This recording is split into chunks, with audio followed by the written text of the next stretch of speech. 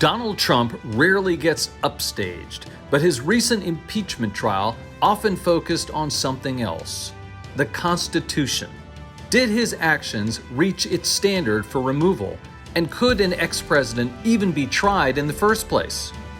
Larry Tribe is one of the nation's top scholars on that centuries-old document. He's argued dozens of cases before the Supreme Court and spent more than 5 decades as a professor at Harvard Law School. His list of former students is a who's who of top figures on both sides of the aisle: Barack Obama, Ted Cruz, and Jamie Raskin, the lead House impeachment manager who made the case against Trump.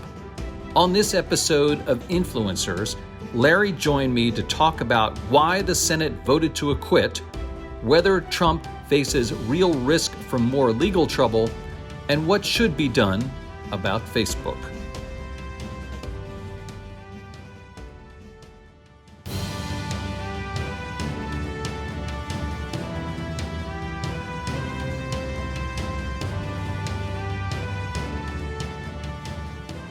Hello, everyone, and welcome to Influencers. I'm Andy Serwer, and welcome to our guest, Lawrence Tribe, University Professor Emeritus at Harvard University Law School, a legal scholar and author. Larry, good to see you.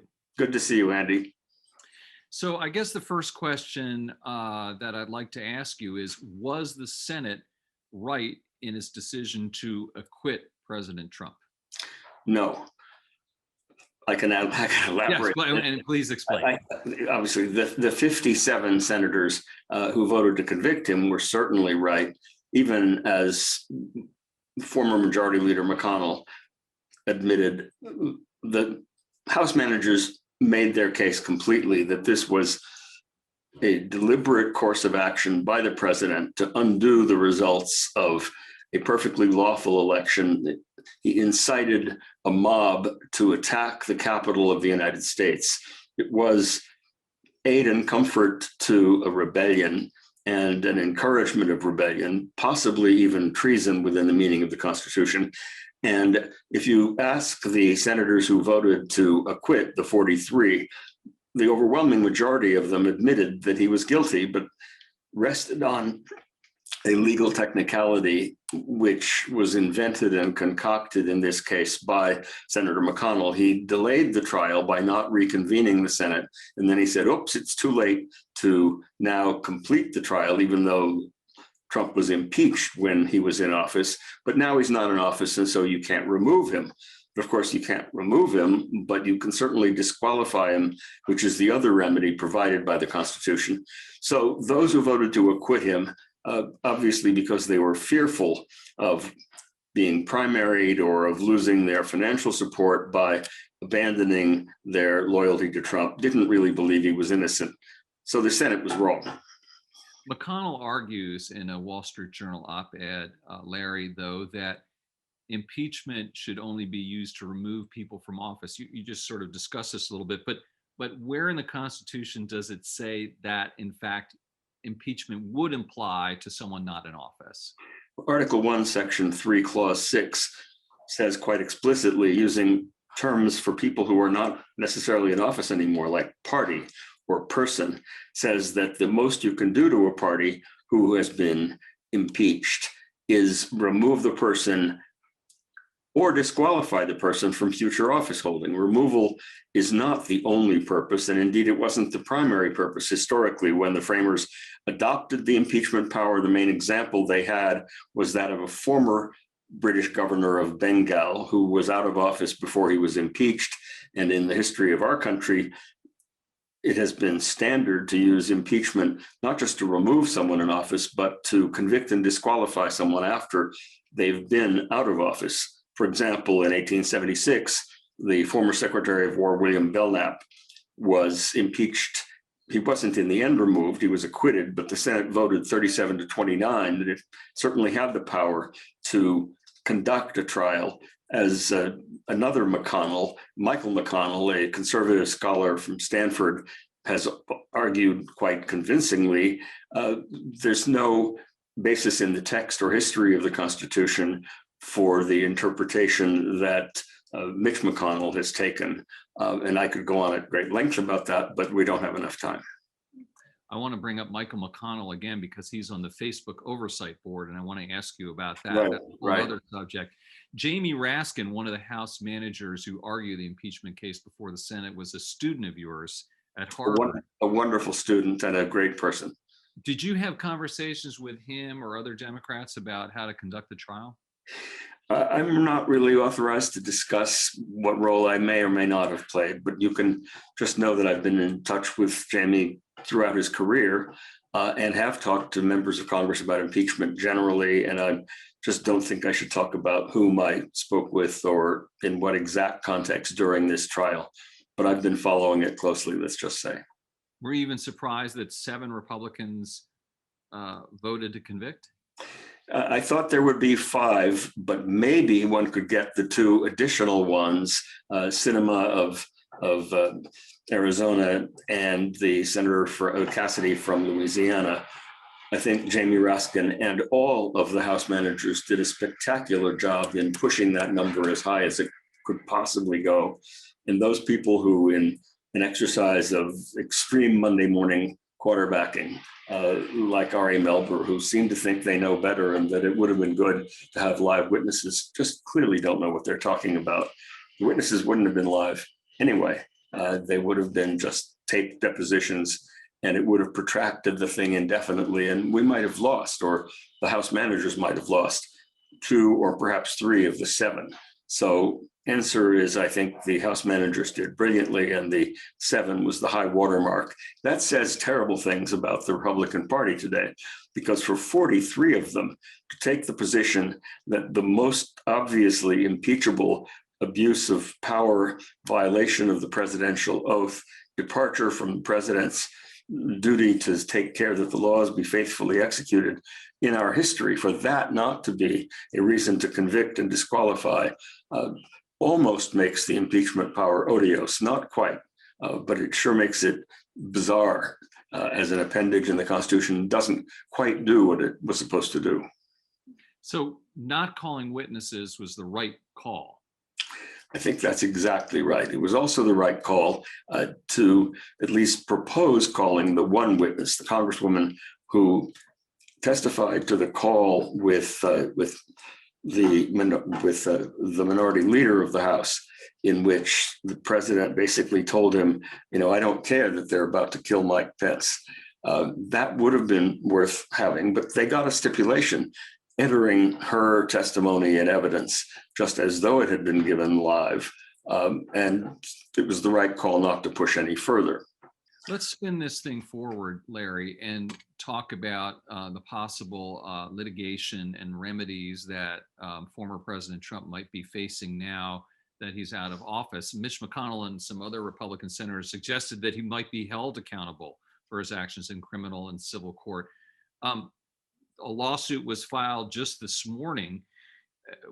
What would the charges be, and would there be a strong case? I guess the question, first of all, is lay out just the general landscape of litigation that the former president faces potentially. Well, it could take a very long time to lay it out, but broadly speaking, he is fully subject to civil and criminal lawsuits, both state and federal, across the land.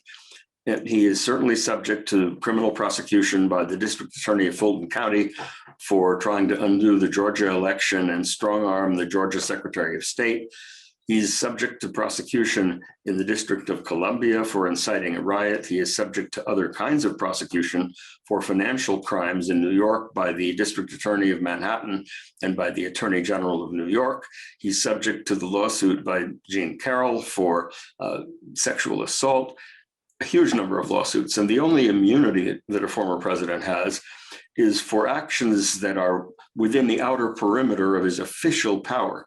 And it is certainly not part of any job description I know on the part of the president to engage in sexual assault of the kind that Jean Carroll says he did, or to violate his financial obligations, or for that matter, to incite a riot against the Capitol and essentially threaten violence against the members of Congress, as the lawsuit filed this morning charges he did. So he is subject to civil and criminal litigation. There's also a famous statute really going back, I've studied its history, goes back to the Treason Act of 1790, reenacted in 1862 as 18 U.S. Code Section 2383, which makes a federal crime out of the act of encouraging, inciting, or giving aid and comfort to an insurrection or rebellion against the United States, and makes that crime punishable by up to 10 years in prison and disqualification from federal office. It's a very important statute. In its current form, it was basically enacted in 1862, reenacted in 1909 as part of a general codification. He could face serious criminal prosecution for essentially sedition and insurrection. It's a panoply of charges. So he's going to be busy defending himself from now until the end of his life. And what about that case that was just filed today? You mentioned that it speaks to something regarding the Ku Klux Klan. Right. In 1871, Congress passed, as part of several acts, the Force Acts. This was the third Force Act, the 1871 Ku Klux Klan Act. It was then part of the Civil Rights Acts. As a whole, the Supreme Court, in a decision which is one of its most infamous in 1883, struck down the Civil Rights Acts, but did not address the portion of this Ku Klux Klan Act, which is codified in Section 1985, subpart 3, I believe, which makes it a civil offense. Also, I think, a crime, but it's the civil aspect that's involved here. In fact, I think the statute is wholly civil. It makes it actionable for individuals to combine, whether they are officials or not, to combine in order to violently interfere with the functions of the United States Congress or any other branch of the US government. The act has never been tested in that context, but that's exactly what the mob incited, encouraged, fomented, directed, and aimed by Donald Trump, with the help of people like Giuliani and the Proud Boys and I guess the Oath Keepers. That's exactly what they did. And this act, brought by a member of Congress who will undoubtedly be joined by others who were directly hurt by the violation of the act, is a very powerful source of civil liability. I expect the defendants will say, oh, it was struck down back in 1883, and then we'll be off to the races as to the meaning of that 1883 decision. But I've read the complaint. I think it's very strong. I just got it about 5 minutes before the interview began. And I think it's going to be a very important lawsuit going forward. Is there a possibility, Larry, that all of this litigation is sort of brought into one package, if you will, and sort of brought all together, or is it all just going to be disparate? It's going to be disparate. I mean, there may be a commission of the kind that Speaker Pelosi announced yesterday to look at the causes of what happened on the 6th of January, how it was the culmination of all sorts of other things. But there's no way to bring together in one single lawsuit the various civil and criminal proceedings that would be brought against the president. They're brought for all kinds of misdeeds. There may be federal prosecutions for obstruction of justice. There will be undoubtedly some federal prosecutions for other things that he did, both in and around January 6th and at other times. There are civil cases for things he did before he was president, such as the civil case being brought by Jean Carroll. No way to sort of roll them into a ball and ask, as Prufrock would say, that overwhelming question, that one single T.S. Eliot question: what is it all about? What is it all about? And I guess another question on people's minds, of course, is what do you think the ultimate dispensation here is going to be? I mean, is Donald Trump going to face jail time inevitably or ultimately, or what do you think the chances of that? That is very hard to know. There's a lot of jury nullification. There may be political decisions by the Justice Department to turn the page. It may well be. I do think in the court of history he will be convicted. I think the indelible stain of two impeachments, the second being the most bipartisan and overwhelming in American history, will ultimately define him in history, and he will, I think, recede from the horizon. His supporters will not. The forces that he represented, these xenophobic and racist and fascist forces, remain. How influential they'll be, whether they will succeed in ripping apart the democracy as they almost did this time, coming remarkably close. Those are things that are sort of above my pay grade to predict. But I do think he himself will gradually fade away. Whether in an orange jumpsuit or not, I just can't predict. Do you think all of this has eroded our faith, our trust in the rule of law in this country? Well, it's one of these glass half full, half empty things. That was being eroded, our faith in the rule of law and our institutions, in the lead up to his presidency. He otherwise wouldn't have won. It was eroded further during his presidency. But on the other hand, one can point out that the guardrails held. Even his own judges voted that his baseless claims that the election was stolen from him should be thrown out of court. The system held. The vote count resumed in the middle of the night after the vice president was almost assassinated, and the Speaker of the House sort of barely the system held. And one can say, if it ultimately didn't collapse under this assault, then we can learn a lot of things about how tyrants come into being, how democracies die, and we can gird our loins against the next time when a smarter and more coherent and cunning character than Trump attacks the system. On the other hand, one can say, if someone as unsavory as Trump and as lacking in human qualities and character could manage almost to destroy the republic, then we may be on our last legs. I mean, I can easily imagine a very powerful case, either optimistic or pessimistic. I tend to be an optimist, as Jamie Raskin, my former student, is. That's why he never gives up hope. His father, Marcus Raskin, never gave up hope. I tend to see the silver lining rather than the cloud. Let's talk about the current president, Joe Biden. He has issued a slew of executive orders since he's come into office. How would you assess those in general? And what do you think about the large number of executive orders he signed? Well, I think his executive orders have, one by one, been entirely lawful and perfectly reasonable, often necessary to undo either unlawful or inhumane executive orders by his predecessor. The notion that one should just count up executive orders and say, oh, this person is being an imperial president because he's ruling by through the presidential pen is just highly simplistic. It's only an executive order that basically attempts to do what only Congress can do that is objectionable. It's obvious that some of the biggest things that President Biden wants to do, like the $900 billion or $1.9 trillion, sometimes these B's and T's get tangled in the magnitudes. I think what he needs to do by reconciliation legislation and what he can't do by executive order is already well on the way. But already we've seen a remarkable kind of coherence and organization and coming together on the issue of the pandemic and other things. So far, very early days, but so far his presidency, I think, has been a remarkable success. And the number of executive orders doesn't bother me. That's all he could do so far. Speaking of COVID, the court challenges to coronavirus business shutdowns have mostly lost. What do you think of how the courts have handled those, Larry? Well, it's hard to generalize, but on the whole, I think they've been sufficiently humble about their ability to to second guess medical experts, and they have been appropriately,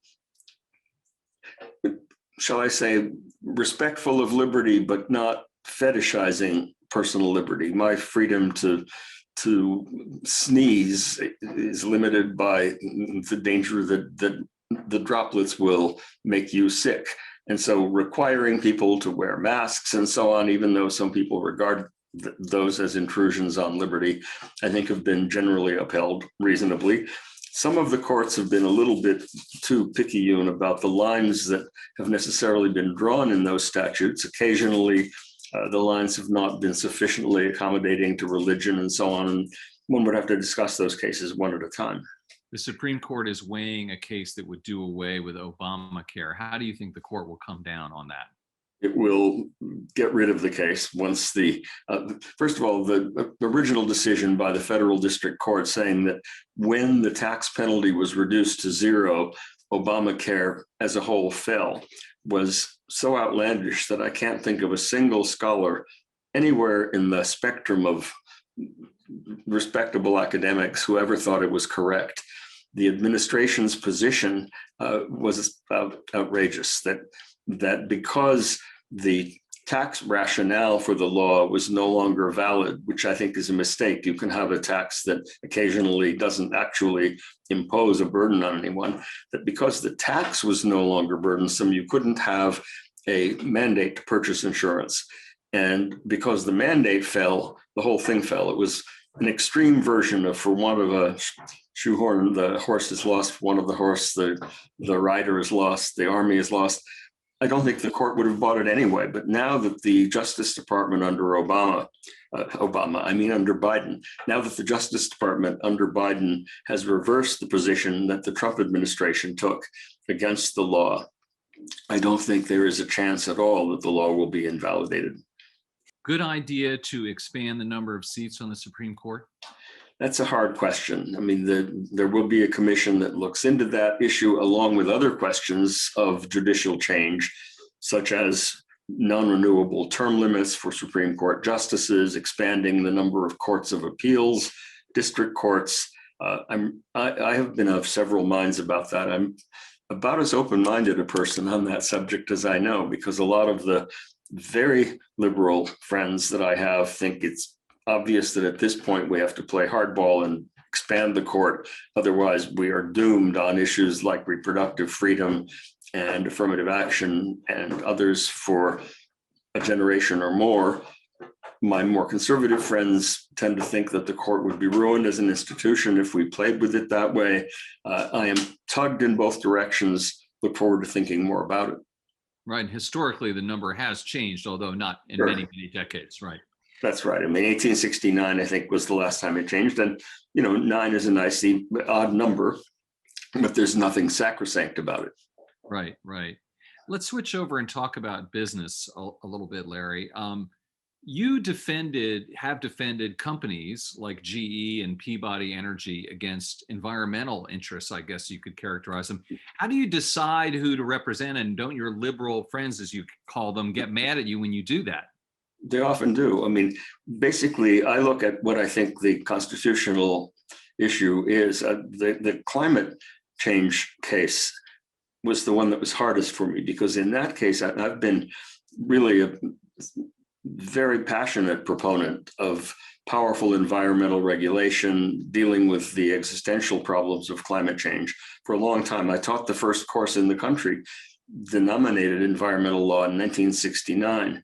But the thing is that the Clean Air Act, I thought, did not authorize the particular regulations the EPA had adopted. And in fact, the defense of it was made in a way that I think was very dangerous to the separation of powers. So I found myself in that case defending a position that, as a matter of policy, I was uncomfortable with, but that as a constitutional matter, I was comfortable with. GE, for example, likewise, in the Superfund case, I thought it was clear that there was a violation of due process. There are a number of cases in which on the other hand, when the tobacco industry wanted to make me quite wealthy by hiring me to defend them against these various lawsuits, there I thought that even though they might have had a legally sound case, I so gagged on it that I ended up working pro bono on the other side. I don't have a formula, but if I think an issue is really important, and if I'm very convinced about the rightness of the legal claim, then I'm less concerned about the policy impact. But even that has its limits. And if I thought, for example, that invalidating the Clean Power Plan that the Obama administration had put in place would leave no viable options for dealing with climate change through a carbon tax or something else, then I simply wouldn't have done it, even though I thought that legally I was on the right side. So it's a multivariable consideration. Got it. The Facebook Oversight Board. Mhm. Is it a good idea for a company to create an independent judiciary, essentially? I think it's a dangerous idea because it creates the illusion of independence where there is no independence. That's why I've joined with Shoshana Zuboff and Carol Cadwalder and Roger McNamee and a number of others in what we call the real the Facebook Oversight Board, sort of looking at their cases from a distance and with full independence. I mean, I wouldn't be surprised if they held that it was wrong to kick Trump off of Facebook because Facebook is sufficiently like the government as a public entity that they really need to put Trump back. I think that would be a terrible mistake. It seems to me that social media platforms, however powerful, like Facebook, like Twitter, have, to the extent that they exercise in editorial discretion, have the right and to some extent the social obligation, the moral obligation to take sources of violent incitement and public falsification off of their platforms. I also think that some of them, like Facebook, have become so powerful that they're like multi-governments in themselves, and that we really need to rethink the way in which we approach the question of regulating them. They do have First Amendment rights, and therefore I wouldn't favor sort of general government oversight of their editorial and content decisions.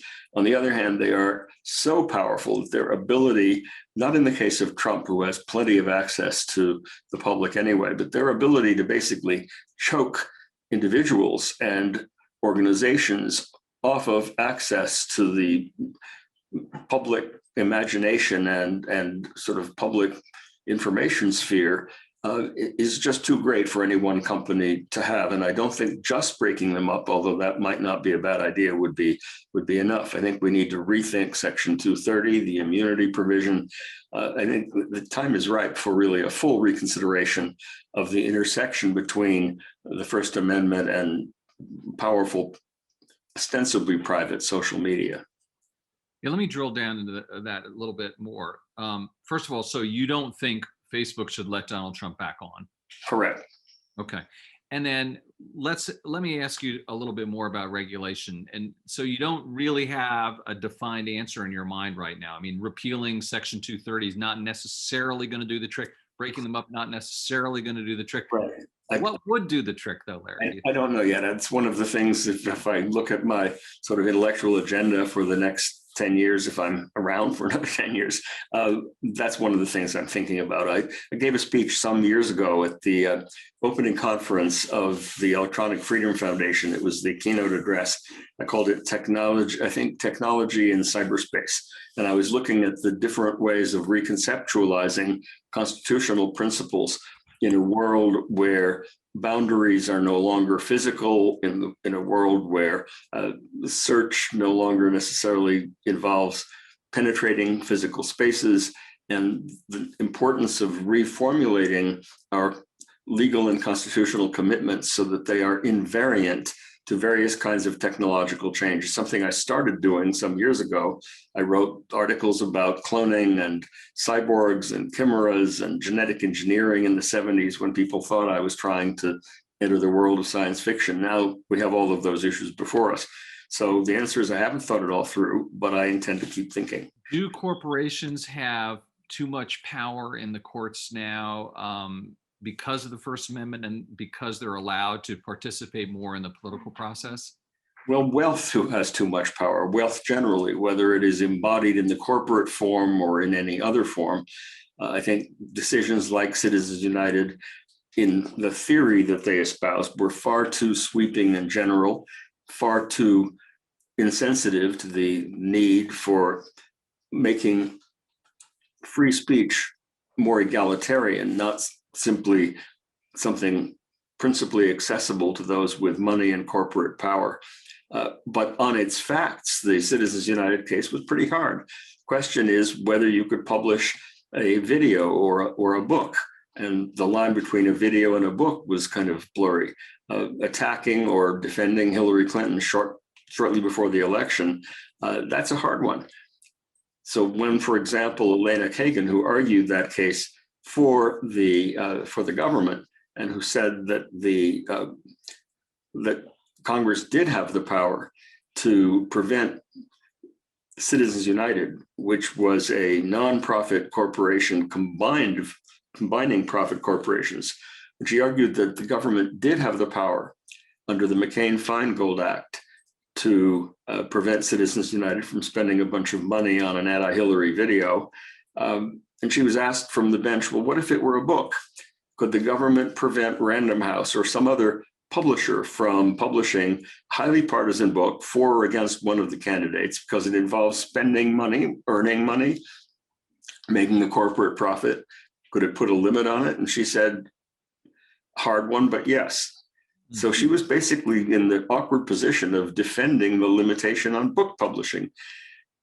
That's just a glimpse into why I don't find it as easy as some people do to say we should just get rid of the whole Citizens United thing by constitutional amendment. But I think that the First Amendment has now become much too weaponized in the direction of giving power to those who already have plenty of it with money and corporate form. And that, again, is an area where I think we need to rethink, not an area where I have a set of formulaic solutions that I'm ready to propose. I want to ask you, in the limited amount of time we have left, Larry, about you. You have this incredible personal story. Born in Shanghai, lived there for a few years when you were a young kid, and then moved to San Francisco, not speaking English, not riding a bike, apparently. Right. Read that story, and just got to Harvard. You were a math whiz, and we don't have time to go through everything, but it's an incredible American success story that, by definition, of course, is singular, but typical in the sense of people who come here and do so Right. well. How did that shape you? Well, it defined who I am. I mean, I grew up as the child of Jewish Russian immigrants. Grew up in World War II. Our house was almost bombed and destroyed. The house to the right and left of us in the French concession in Shanghai when the Americans liberated Shanghai from the Japanese who occupied it. My father, who was born in Belarus but had become an American citizen, was imprisoned in a Japanese prison camp during the war. I was a little kid, but I was mystified by why someone who had done nothing wrong should go to prison. That gave me a sense, kind of a fierce sense about justice, and my overwhelming sense of luck, having survived that war-torn period in Shanghai, having come here only speaking Russian, and then, having had parents with no money. My dad was a used car salesman, and my mom was a dental assistant, and yet I made it to. I was the first kid in my family to go to college. To whatever extent I have any talents, I don't feel that I'm responsible for them. I mean, it's all a matter of luck. We all exist because of luck, and therefore we have an obligation to give back. And so my sense that I have a duty to make this place better than when I got here is just woven into my life. And the fact that I love America is sort of part of it. I mean, I don't think I could have achieved anything remotely like this elsewhere. So I still have and revere the American flag that my mom gave my dad when he was imprisoned by the Japanese, and that he hid in the false bottom of a trunk that he owned. And I still have it. I got it when he died. And that's another example of a case where my emotions and my sense of legal commitment are different. When I see somebody burning a flag, it makes me sick, an American flag. And yet when I see that person prosecuted for doing what only in America we're allowed to do, and that is exercise our free speech, that makes me even sicker. And then when I hear the president invoking free speech as a basis for using his bully pulpit and his presidential power to try to seize and hold on to power indefinitely, that makes me triply sick. So I guess that's the connection between my biography and my philosophy. An incredible story. And finally, Larry, you've had just an incredible roster of students over the years, including Barack Obama. You mentioned Jamie Raskin. Was Elena Kagan a student as well? Elena Kagan, Jamie Raskin, Adam Schiff, Barack Obama, John Roberts. Ted Cruz. And Ted Cruz, I was going to admit it. I wouldn't have waited for you. I'm not proud of all of them. Ted Cruz was a debater, just like you were a debater. Right. Although I don't know how good a debater he was. I think to be a really good debater, you have to listen to the other side. I haven't seen much evidence that he listens. That whole group, we'll look at them as a group. What do they say to you? What is the feeling you have? You look back on all these amazing minds that you've taught, and how much satisfaction does that give you? Well, first of all, I have to say that most of the amazing people I've taught, many of whom are my best friends now, are people whose names you probably have never heard. They're not household names. But when I look at the kind of the overwhelming mass of students that I've taught and gotten to know and learned from, and gotten enormous emotional support from and helped to mentor, that really multiplies my sense of what I've been able to do in the world. I have 2 great kids, they're artists. I have 4 grandchildren, wonderful grandchildren, but it's as though I have 1,000 children, because I feel pride in what they do, a certain responsibility. And when they do terrible things like Cruz, I don't feel exactly guilty, but I feel it's a shame that I couldn't have somehow helped nudge them in a better way. So the fact that I've had this amazing life, 50 years of teaching amazing people, is something I'm enormously grateful for. It's one of the luckiest things that could possibly have happened to me. Lawrence Tribe, University Professor Emeritus at Harvard University, thank you so much for your time.